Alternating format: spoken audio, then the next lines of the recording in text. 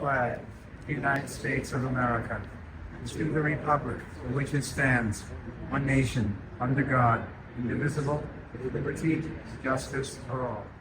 Thank you. We meet here today to commemorate two patriots of the American Revolution who answered the call to duty. If the past is indeed prologue, then a glimpse into the past can provide a source of wisdom and inspiration for the future.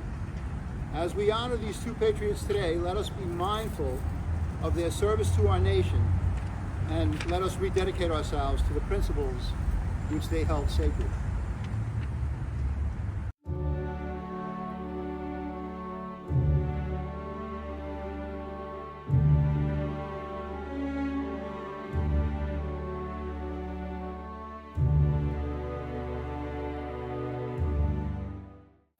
Special thanks to descendants of the family, Raynor family and Smith family, who are joining us here today. Freeport Landmarks Commission, Freeport Historical Society, Freeport Chamber of Commerce, American Legion, Freeport Schools and Art Council, and Freeport Library. I also want to say thank you also for your involvement here today.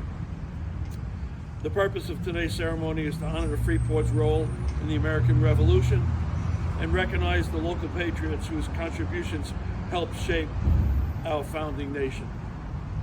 We are gathered here today to unveil a new SAR Patriot sign on the library lawn and to celebrate Freeport's connection with its history in the Revolutionary War from 250th anniversary now coming up. Today we acknowledge the SAR's mission to promote patriotism, serve the community, educate our residents and future generations about the founding principles. Thank you all for being here, and on behalf of the New York State Assembly, I have a citation here for the Long Island chapter of the Sons of the American Revolution. Thank you all for being here.